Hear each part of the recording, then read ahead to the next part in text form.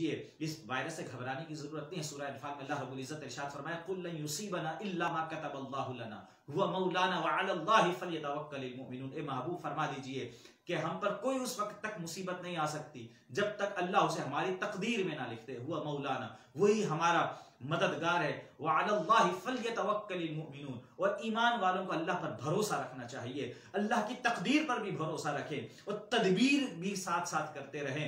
बचाव के जो प्रिकॉशंस जो हमें गवर्नमेंट बता रही है उस पर मुकम्मल तौर पर हम सबको अमल पैरा होना चाहिए, और साथ ही साथ इस मुश्किल घड़ी में, इस मुश्किल वक्त में नाजायज मुनाफाखोरी को तर्क करके हमें अपने मुसलमान भाइयों का साथ देना चाहिए। आगे बढ़कर हमें गरीबों, लाचारों और फुकरा और अपने इर्द गिर्द माशरे में फैले हुए ऐसे बहुत से लोग जिनके घर में मुमकिन तौर पर हो सकता है इन दिनों फाका कशी की नौबत आ जाए, हमें उनका बाजू बनना है।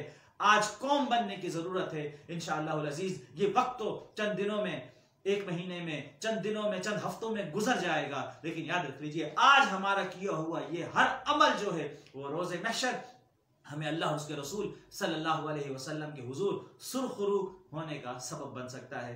अल्लाह तबारक व तआला मेरी और इस मैसेज को आप तक जो मैं पहुंचाने की कोशिश कर रहा हूं इसको अपनी बारगाह में मकबूल मंजूर फरमाए, और आप तमाम भाइयों से और दोस्तों से यही अपील है कि इस मैसेज को ज़्यादा से ज़्यादा आम कीजिए। व आखिरु दावाना अनिल हम्दुलिल्लाहि रब्बिल आलमीन।